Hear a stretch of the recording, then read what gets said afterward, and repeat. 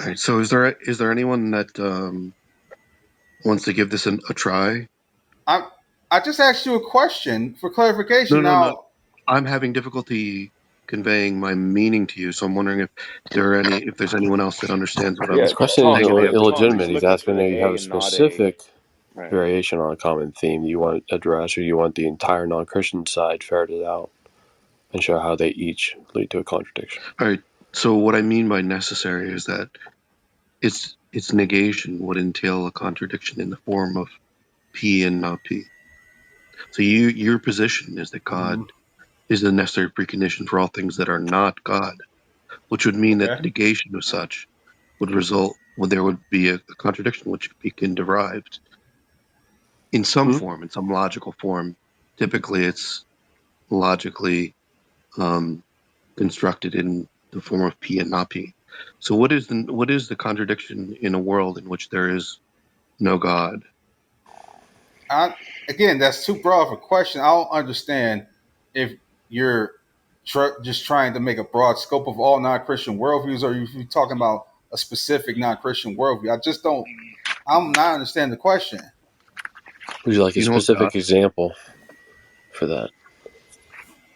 Where do I sign up? Would you like a specific example for that? Sorry, do you want me Would you like a specific example of that? Is that what you're of a requesting? contradiction? Yeah, one of the non-Christian worldviews Yeah, a specific regarding example. the overarching tag. So we're Pardon? asserting we use the standard propositions or the standard symbols for the worldviews. We use P for Christianity. We use Q for a particular variation of non-Christianity. We'll just use Hinduism, for example. So we're saying the overarching point of the tag was the Christian worldview, including the Christian God, is a necessary precondition for the intelligibility of X. Anything that they take is intelligible. So we're saying, first premise from our side, P implies X. They're saying Q implies X. If you show not Q on the non-Christian side of that, the particular worldview says, my worldview can account for intelligibility. You do an internal critique, show it flat out contradicts the X they asserted, which was undoubted. They're not allowed to squirm off it and say they weren't really committed to it. And then neither side doubts that. And they're making the transcendental claim that their worldview can ground it as a necessary precondition for it. They're making the first premise claim in most tolerance. So Q implies X. If you show not X, not Q follows. No, they deny the thing explicitly for anything that they said they didn't doubt that was intelligible. They may explicitly do that, but they can implicitly do that as well. You show they only have the capital to even catch out the X. Therefore, they're negating the very X they asserted was intelligible and that the worldview can ground. But you show that it's negation on their own terms, by the way. Yeah, So there's nothing illogical about that. yeah. The only problem is that, let's say that you were to find that X were to result in some contradiction. I Say mean, it again? that, let's say that you were to find that X, and X by X I mean a worldview that is No, X is contrary. not the worldview. What? P and Q are the worldviews Okay. in antithesis to each other. X is any intelligible experience between the two worldviews that is a launching pad to say their worldview can back it up. Not that the worldview is deduced from X or induced from X, but that the worldview is a necessary precondition for the possibility of the intelligibility of X. Whatever X is, any intelligible principle or operational feature either side engages in, that neither side doubts. Okay. So your view would be that, all right, P implies Q, Q therefore P. Is that what you're saying? No. Okay. What do you say? Each side is making a first premise claim of most tolerance. P is an Christian P is side, an P implies X. P is the Christian worldview. Q is any variation of the non-Christian worldview. Okay. They're making the claim for their first premise is Q implies X. Yeah. I'm just trying to How do you get it reduce straight. either opponent to absurdity? You gotta show not X. Yeah. Yeah. Good point. Show that they don't cash out the X that they claim that they could do, or they may even halfway through a discussion flat out contradict the very X they affirm. All right. So if you could They just do it lay out explicitly or So implicitly. if you could just lay out the syllogism one more time, you're saying that God is a necessary precondition for intelligibility. There is intelligibility. That's all I was Therefore, saying. What? No, they didn't say deductive logic. Transcendental argument, in order for X to be the case, Y must be, or we'll say P must be the case because, and then since X is the case, P must necessarily be the case because P is a necessary precondition for X. Someone denies it, they assert Q. Negation of P. I go, fine. Then they've got another worldview on the other side of the page, in Yeah, he's giving contradistinction to you. ours. He's giving you But in the modus center between tollens, the two, which we got X, which neither side doubts is intelligible. They're just saying, I don't think your worldview is a necessary precondition for X. I he's think it's giving you a false. I go, modus. okay, let's assume the opposite of what we're trying to prove. Let's look at the implications of that. Then you are shown as transcendental necessity. He's giving you a modus tollens, which is an Within a indirect form of bivalent disjunct, argumentation. yes. Yeah. Since they're flat out negating that, and we don't have to say, P or not P for the worldview. They go, no, because Q is not P, but you can't do the straight up negation there. That's just merely a linguistic thing. You're not my worldview. Yeah, no, that's just merely linguistic. You can't represent that formally that way. We just use a standard proposition symbols of P and Q. We use X for any intelligible experience. That's what the war is over. Worldview comparison. yeah, I'm Which having worldview is a little necessary bit of precondition difficulty for it? following you. We'll say that again. You're really low. Sorry. Yeah, I'm having just a little bit of difficulty following you. You shouldn't be. Okay. Neither should Ozzy. Yeah, none of that made any sense. I'm sorry. I don't mean Then that. you don't even know the basic structure of a transcendental argument. God is a necessary precondition for intelligibility. You're Therefore, still thinking in deductive, dude. It's not one premise here. Oh, we just say, guys, I mean, you can lay it out in deductive form, but you'll say, defend the first premise. I'll go, that's where you get into the transcendental structure. So you get the poo-poo your first one laying out, because even deduction needs to be accounted for first. You just don't get to use that yet. X can be yeah, I logical have syllogisms in absolutely no deductive idea what format, you're saying. which you just presumed, oh, I can just use that. I go, that's the very thing in question. How can you? That could be an X in the center of the page between the two worldviews. Now, which worldview can ground the very operational feature you're engaged in? That's why I lay out the transcendental claim initially. Right. In order for X to be the case, P must be the case. Since X is the case, P must necessarily be the case. And here's the key thing. Because clause. P is a necessary precondition for the intelligibility of X. Now, someone comes up and says, well, I don't think that's true. They want to challenge that transcendental claim? Okay, assume the opposite. Assume it's negation. What are the implications? That's where we laid the worldview side by side, the worldview content. We see which one actually cashes out the check they wrote, that X. Now we have a bivalent structure there, P and Q, worldviews. X is in the center. They're both making a first premise claim. The worldview implies that there's X. If you show that which implies that which is false, not X, then if you negate the consequent, you negate its antecedent. You know what modus tollens is, right? You know what bivalent disjunct is, right? Are those invalid logical structures? Yeah, I'm having a little bit of difficulty following you. Then as Well, let me you just try have and restate. difficulty, I'm wondering if you know basic logic 101. You never heard of a disjunctive syllogism or a modus tollens? Those are unclear to you? Just let me know when you're finished. Or you're just doing I don't know what the terms are here, and we It's didn't do really a this, Daniel? Daniel. I It's think really it's a kind of direct funny question. because Daniel was trying to posture on Ton, right? I know. And now Daniel I'm can't like, follow. dude, I laid this out Whoops. 3 times for you thus far. It's really a Remember direct that, question. Daniel, He next time you asked want you. to posture. I can It's cute when he explain does to that. you. Yeah. Yeah, that was I can funny. explain to you what modus tollens is if you don't know. Do you know or not?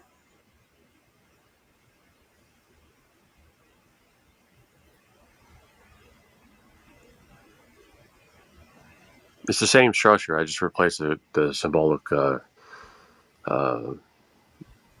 tokens. Normally it's just, use standard P and Q, or if P then Q. Well, P then Q, and you show not Q, then not P follows. I mean, it's just negate the consequent, you negate its antecedent.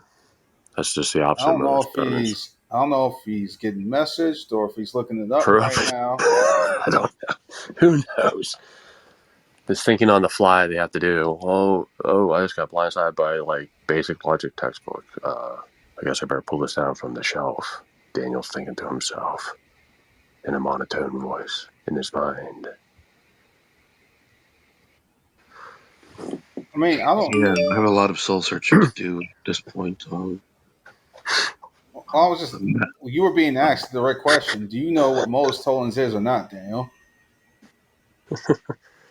I see why. Interesting. I was hoping you'd Ozzy's say like, that. yeah, I can't touch that. That he's got a logical structure. We just don't like the transcendental argument. We're gonna shy away from it. Don't engage it. Steelman it. Daniel's just like, where are these structures again in logic? I'm like, you can look them up in the base. You just look them up online, dude. Okay, I'm gonna Google ask you. that shit, man. I'm gonna ask you a third time, Daniel. Do you know what modus tollens is or not? Have you ever heard that? Yeah, it's a rule. It's a rule of inference, and that rule of inference is Yeah, is it truth valid? preserving. Yeah. Rule of inference is truth preserving, such that Yeah. if the premises are true, then the All conclusion right. necessarily What follows. can you tell us the structure of modus tollens? Use a certain modus ponens. Like you want the nomenclature, you want like the variables. Yeah. You know the difference between modus ponens and modus If tollens, right? Oh, if I this don't. then that, this therefore that. What's the structure of modus If P tollens? therefore Q, Q therefore if P therefore That's Q. modus There. ponens. That's modus No, ponens. and you just did affirm the consequent, which is a formal fallacy. That's If modus P, then ponens. If Q, P then not Q. Q, therefore not P. Right. That's You know modus what the antecedent tollens. and the consequent are? Yeah, I have. Antecedent P, consequent Q. Negate the consequent Q, then negate the antecedent, I not just feel P. like after this, I really have to reassess Yeah. a lot of things. So I want to thank This you for is that. okay. Sure. Thanks for coming, man. I mean that. Sure. I mean that. Okay. I'm fine. Glad we got that cleared up because I want you guys to actually start steelmanning us. This stuff I've been saying for Just years. gotta tighten up how you ask a question, because, like, again, Good point. when you get specific, and yeah, that's not a big deal. It is what it is, you know. Yeah, it's cool. Yeah, I mean, I've got a lot of ground to cover with this precept thing, Sure. and I think I'm going to start with Richard Pratt's book, Every Thought Captive. So I'm going to start Good. investigating some of this precept stuff. It's really powerful. I don't know if you are saying that in a sarcastic way, if No, you really mean no, that, I but mean that. But Ton, I just want to go back to my original question, if I may.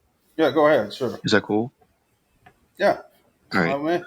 So what I take necessary to mean would be that its negation would entail a contradiction. There would be a contradiction that you could derive from its negation.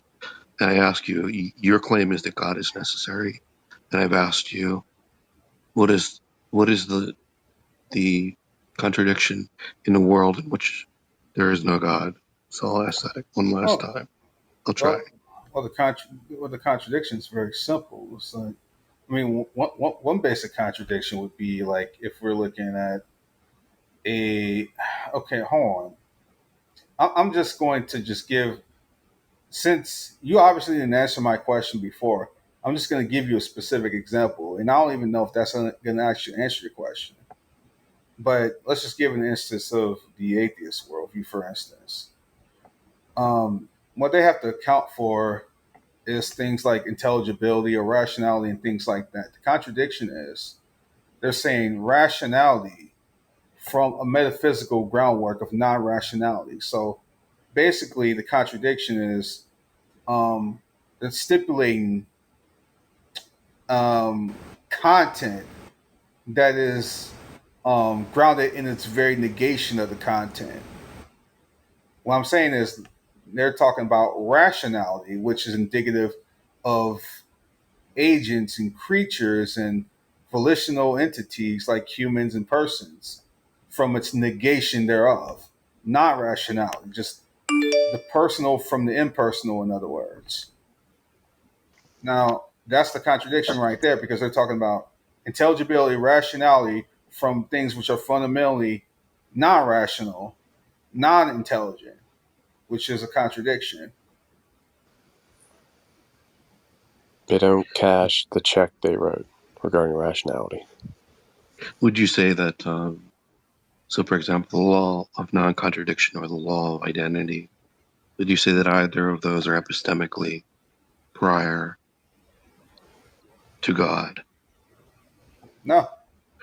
How would you identify God without the law of identity? No, he's the grounds Well, for how you even have that intelligible experience whatsoever. yeah, we obviously it's not an either or, it's a both and. Remember, that X could be the law of identity, law of excluded middle, And the law LNC. of art, That X in the center of the page between the two worldviews, you're yeah, saying the worldview is a necessary precondition for the very possibility and intelligibility of that. You just heard something that was intelligible. the law of identity is a very element of God Himself. I mean, it's not, let's not confuse saying A equals A as being God. I'm saying it's a reflective. The law of identity or the laws of logic in general They're are not things which abstract are or reflect. impersonal. Yeah, Yeah, they're not impersonal. no, Abstract laws of logic, not impersonal. They reflect the thinking of Jehovah God. right. That's our position. Yeah, So it wouldn't so be some sort of abstract thing floating around independent of God in some way in which we're using to identify God. That's not how it works. Because the Christian view of analogical knowledge, we think God's thoughts after him in a finite sense. yeah, that's interesting. Yeah. So you would say that the contradiction would be that there is intelligibility and there couldn't be intelligibility without God? Is that No, the the idea? contradiction is okay. We're talking. Okay, I had to give a specific example because I asked you this before, and you didn't really answer the question. I didn't know if you were talking about non-Christian worldview as some sort of general scope, or if you were talking about specific non-Christian categories like atheism, Islam, what have you. You didn't answer the question, so I just went to a specific example just to move the conversation forward. Because if you're not going to answer my question, we got to move the conversation forward somewhere at some point. Right. Looking at Sorry, your the other question was. variations, but it's just a side point. We don't have to dwell on that. But regarding any worldview can't ultimately ground that. That's where they're flat out contradicting the actually asserted because they're not cashing it out. They're supposed to be providing the grounds for it, but the worldview doesn't cash it out. It's negating the X. So they just said, "Oh, I have intelligibility." The worldview says, "No, you don't."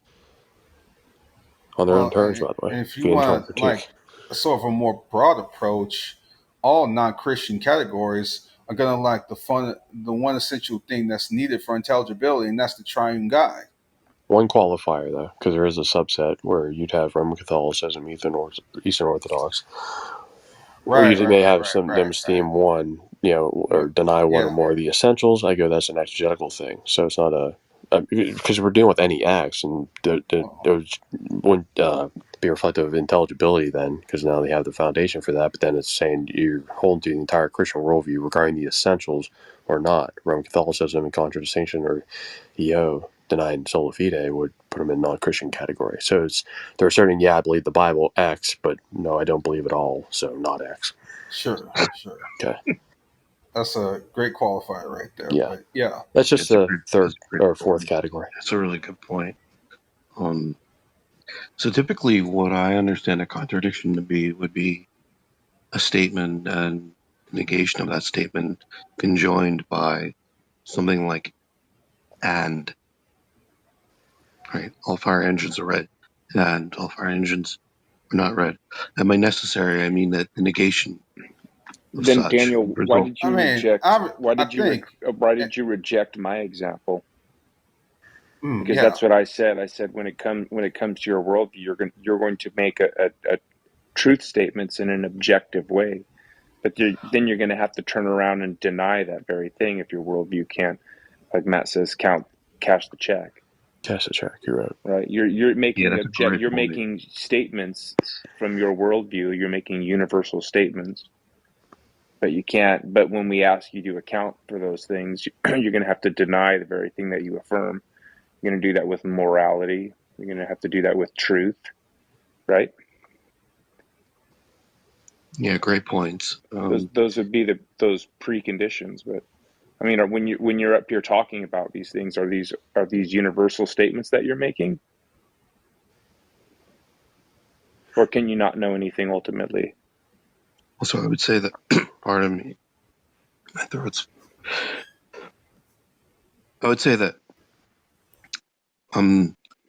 in order to predicate at all, one must refer to either to the law of identity and the law of non-contradiction, which would be epistemically prior to God. Otherwise, Wait, we what would use God? God. What God? Uh, We're I'm talking about assuming we're God. talking about your position, where there are these where there are these laws of logic, right? But are these laws of logic, are they universal and objective, or are they a concept? E- What are they? Epistemically, meaning how we know something, how we know what we know.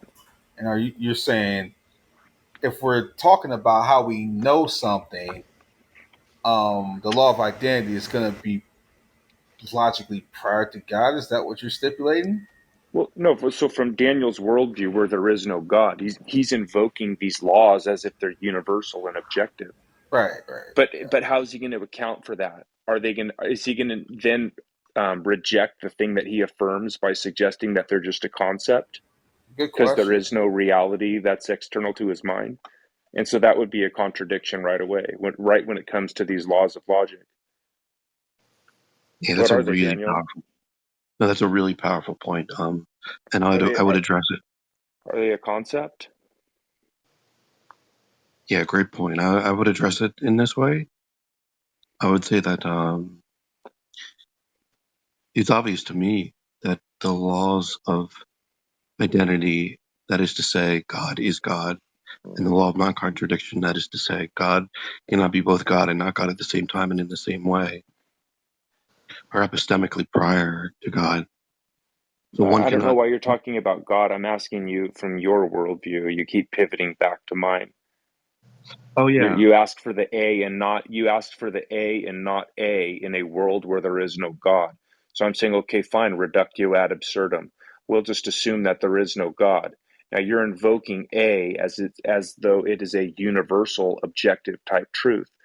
But is it, or is logic a concept? You're invoking these laws of logic objectively and universally. Yeah, what he's saying Are is, you able to account for that, well, I or get is it. well, yeah, what he's saying is the law of identity going to be something dependent on your mind, or is it going to be external and universal? yeah? What is that? Yeah, that's a great question. Um, I would say that the ontology or the ontos of these things that you described, these laws of logic, um, I would have to just admit that I I don't hold the position as to their ontology. It would seem to me that they would be. I have an inclination and an intuition that they must hold at all times and in all places. Yeah, so there's an So, A and not A right there, right? yeah. I don't need God to explain reality. Okay, fine. How do you explain this aspect of reality? Not A. And what is the A and not I A? can't.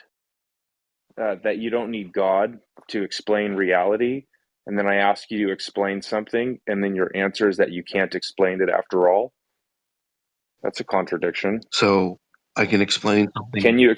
Can you explain reality without God? So the contradiction is I can explain reality and I cannot explain reality. Is that the contradiction? You can Yeah, explain the laws of can logic. you explain reality without God? Your position is yes, you can. So then when I ask you to explain the laws of logic, you're like, I don't know. I don't know. It's an implicit admittance that you can't explain reality while saying Right. that you can. That's a A, not A. contradiction. Yeah, that's a great You can't point. Not do it. cashing out X. Yeah. Because X would be any law of logic you took as universal, abstract entities. And you go, okay, explain them. Not describe them, what they are, is given a philosophical account for them. Well, So I'll address the Christian side, though, since I didn't want to leave that hanging. No, the laws of logic are not beyond God. They reflect his thinking. yeah, that's a great point. I'd want to say that it would be true to say that one cannot say that X is X or X cannot be X and not X at the same time Would that be in the same way. Would objectively be, true, what you're saying right now? yeah, so it would be epistemically prior to the notion of God. It's God itself. No, So you can't say God is Then God or God cannot be God in the what same no, what way. you're not at all. really I don't know if you realize this, Daniel, but what you're really saying is that the laws of logic, like the law of identity, are ultimate, right? If they're epistemically prior to God, then are you saying that they're Yeah, they're ultimate? objective now, right? Isn't that what you just said? Yeah. Can you account for that, universal? Hold on just one sec. If that's really what you're claiming on your side, then how do you get any physical instantiation of anything from that which is purely Yeah, ultimate, so what I take conceptual, necessity and to be immaterial? would mean that whatever is necessary would mean that the denial of such would result in the conjunction of statements X and its negation not X, right? So your position is that God is necessary, and I've asked you, I think this may be the 12th time that I've asked you this question. Oh, come What on. is the Don't even contradiction? try to pretend like someone presumably not answering your question multiple times when I you literally just didn't answered answer that. my You're question. assuming logic is like some big envelope that encompasses God and His All right. creation. And go, well, You're there's like this, uber reality of like you're logic, having an abstract issue categories with of someone. God. You're having an issue with someone supposedly not answering your question. Yet I asked you my question like 3 or 4 times, and you didn't answer it any time at all. What was your question? I had asked you when you were asking me about the contradiction. Are you talking about when you brought the whole thing about non-Christian worldviews, or the non-Christian worldview, I should say? Are you talking about like a broad scope of the non-Christian element, or are you talking about specific non-Christian worldviews? No, I'm talking about the triune God of Scripture. Now, are you listening to me? It's on the non-Christian side, but Are you listening to Daniel, me? Sorry, repeat. you're asking what's the contradiction in non-Christian worldview, and give an example of one to show how they contradict themselves. Yeah. They say this, worldview says that, Yeah. the opposite. I'm not even sure if you even listen to what I'm saying at this point. I'm trying. I feel like I'm beating a I'm dead. trying. I'm trying. But Daniel, are you asserting, you're viewing it like logic is like this sphere that encompasses God? No, I would just say that it is epistemically prior to God. Why? Right. And then Because are how you could? saying Because that the then, How laws are could that be on the Christian right? worldview yeah. So to answer Tom's when Well, question, epistemically? well, let's make sure that No, I I mean, just, I just self-contained God who says, I am that I am, and he does not contradict himself. I just want to know if he thinks the The laws of stems logic from his are very nature ultimate. scripturally. Like, I mean, he's appealing to his own nature in scripture. It's not like, well, there's this law of logic beyond me. I need Yeah. to adhere to, I just want to know if he thinks the laws of logic are ultimate, meaning are they the That's a very problem. base? Are they the very basis for every other fact in existence? If you Is want that them your position, abstracting of Daniel? themselves, yeah, as ultimate, that leads to a whole host of philosophical implosion. You can't even Do you account have for an it. You have to deny physical world. Do you have an answer to that, Daniel? Is it your position that the laws of logic are ultimate? yeah, that's a great question. As I said, I don't really have a position on that, but I would tell you that I have an intuition and an inclination that they apply at all times in all places. So I have an inclination that there are But universal. you know how we Wait, express, but but you know how we what does express God that all the time in these rooms. You've heard us for literally months, if not a year. I'm pretty sure we've been talking to you for close to a year now, Wait, roughly. Daniel. So you are very well acquainted with how we express God when we stipulate God's the ultimate. Now you're telling us right here Yeah. that the laws of logic are epistemically prior to God.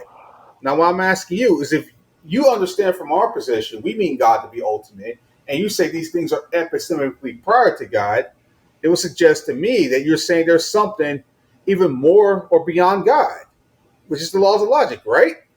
Not still man in our worldview, by the way. Yeah. But No, if you're I'm saying flipping it that on your side, making the laws of logic ultimate, you can't have a plurality be ultimate. All right. No, Either Without any unity either between. you're saying that the laws of logic are beyond God or not. Which is it? yeah. Well, let me say that it's a powerful objection, right? But I would say that in order for one um, to say something like God is God or God cannot be God and both God and not God at the same time in the same way, one would have to employ You're just some of these Well, that's repeating his claims. very yourself, nature. You're Daniel. just His very not nature. You're answering my just repeating question. yourself. Sorry, go Either ahead. the laws of logic, either the laws of logic are beyond God or not. Which is it? Yeah, my position would be that I would appeal to just something that seems to be self-evident that the laws of. That's not what I asked you. Wait, That's not what I Sorry, asked go you. can ahead. I Ask. justify That God by is Is it that? not what I freaking asked you. Sorry about that. Wow. Can I justify God Let's I by turn that get the heat I criteria, get down. Daniel? Let's ticked turn the. when my question is so ridiculously clear, and then Sorry you about just that. go off into some other scope or something I didn't So ask you're you. asking me, are the laws of logic ultimate or are they not ultimate? You're asking me like a dichotomous I question. I said I'll state it again for like the third or fourth time now. Either the laws of logic, in your view, are beyond God, meaning even more ultimate than God, or they're not. Which is it? Yeah, I've said this I think maybe 7 times, and I don't hold a Yeah, that's position. a dichotomous question, Daniel. Yeah, yeah, absolutely it is. It's like, Okay. but I would Can say you? that I I don't didn't hold a catch the position. answer. I didn't hear it. Could Yeah, you I say it don't. one more time?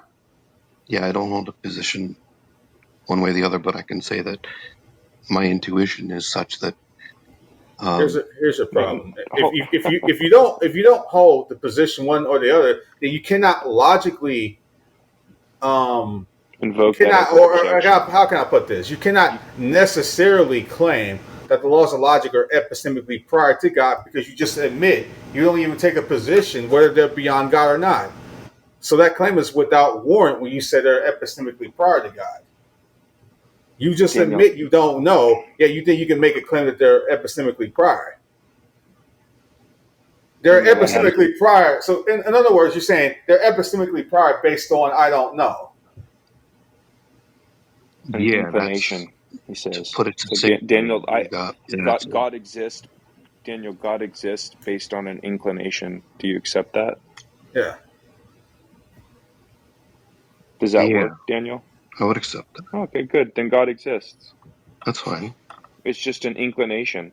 Yeah, I just used that from you. That's yeah. A okay, lot of right? people have that in. I mean, most Okay. people have that intuition that God is just, it's obvious. And even Paul had that intuition as well, Okay. right? But I mean, Or Paul had that you revelation from God. justified something. That is to say, Romans, what is it, 1, That's 18 through immediate 23. knowledge, not Romans intuition. 1, 18 through 23. So Paul would have this idea that it is, self-evident that God Yeah, it's exists, general, which is universal. an intuition. Then what are we without excuse for on Yeah, it's Judgment not Day? your own private little, well, I have this private little intuition that you're just asserting here. That's not general in all people. Then I think you what Your missed are the we point. intuition. without I think you excuse missed the point for? of my statement. The reason why I said that was rhetorical, because no one asked you if you're inclined to think one thing or another. If you're going to raise an objection based on these laws and trying to bound God by them, then you're taking a position. So you can't just then turn around and say that you're, not taking a position, which is what you did. Is that a type of contradiction? Yeah. I'm gonna have to do like I said previously, I'm gonna have to do a lot of soul searching after this encounter. And as I said, I may read Richard Pratt's Every Thought Captive. So Wait, Daniel, yeah, I but do is that thank a you. contradiction? Can you? You're invoking logic, but then you're gonna turn around and say you don't know. So you have to dismiss the thing that you affirmed. Is that a contradiction in your worldview? So what would be the contradiction? Logic is logic and not logic at the same time in the same way. Yeah, yeah, and universals too, right? Because you're using logic, and you're saying that logic is ultimate, and it's more ultimate than God, and God is bound by these laws of logic. But you're making a universal statement and an objective truth. Yeah. So therefore, your statement implies that there are universals and things that are objectively true, right? It doesn't follow that because you didn't explicitly make that statement, that you're not implying them with your statement. So then you're going to turn around. So you're going to imply that these things are objective and universal, but then you turned around and you dismiss them altogether. You had to reject the thing that you affirm, even if it was an implicit affirmation, which is a contradiction. And if a contradiction entails the falsity of a worldview, I think I've pointed out 3 so far with you. So are you going to be consistent and repent to the God that you know, who loves you? Are you going to be consistent? Well, I would say that that's just an extraordinarily powerful statement. And I would want to say that when you say universal, are you saying it in the Platonic way in which it's contrasted with a particular? I'm not going to do semantics with you. I think that I exposed that pretty Do you clearly hold that for God everyone. is the concrete universal which unifies all particulars? Is that your view? Yeah, everything derives from God. Yes. No, I'm asking you, do you hold the position like Cornelius Van Til that God is the concrete universal which unifies all particulars? Is that a yes or a no? Yeah, that would be a yes. What is it? What is a universal? Can you give me an example? Well, What he is a was using universal? Because it's he was using idealistic language because he was refuting idealism. He says God is our concrete universal. He meant that in the given the ontological trinity, that's our view. We're not talking about the abstract notion of God. So if you're trying to go that way, that's not going to cut it. If you're just using Van Til's play on idealistic language, he was speaking the language of the philosophers of his day in contradistinction to his worldview, and he said, "Well, what you mean by concrete universal? What do you mean the triune God as ultimate?" Right. So it was an equivocation No, on the word nope, universe. nope. Well, he's Well, the so there's a standard way concrete in which one and the concrete many. there's a way in which Hegelian idealists would use the term universal, and there's a way in which Yes, Cornelius Van Til would use the word yes. And universal. Is that Hegel's so? was everything developing to or So which resolving to one at would the end of be the age? Absolute spirit. which one would be the equivocation? The Hegelians, or would it be Cornelius Van Til? But well, Hegel ain't cashing out universals on his worldview Yeah, I or know particulars. what you just said. Particulars are on their way out in Hegelianism. Here's a monist. If you understand his philosophy, all these many are resolving via dialectical triads with thesis, antithesis, synthesis, and resolving ultimately in the end of the eschaton to absolute spirit, unconditional spirit, unconditioned spirit, unqualified truly. So, you never heard of Hegel's philosophy? Why are you giggling like a girl? I got Hegel exactly right, and this tool doesn't know his elbow. Clearly. He doesn't even understand Hegelian philosophy at all. I understand what Hegel's overarching project was, which he never finished, but I knew what his I know what his overarching ideas are. And no one disagrees with me, anyone who has basic background in philosophy. This is almost what always happens. They just start giggling like children. It's just ridiculous. I just let him be a That was tool. good, Matt. Yeah.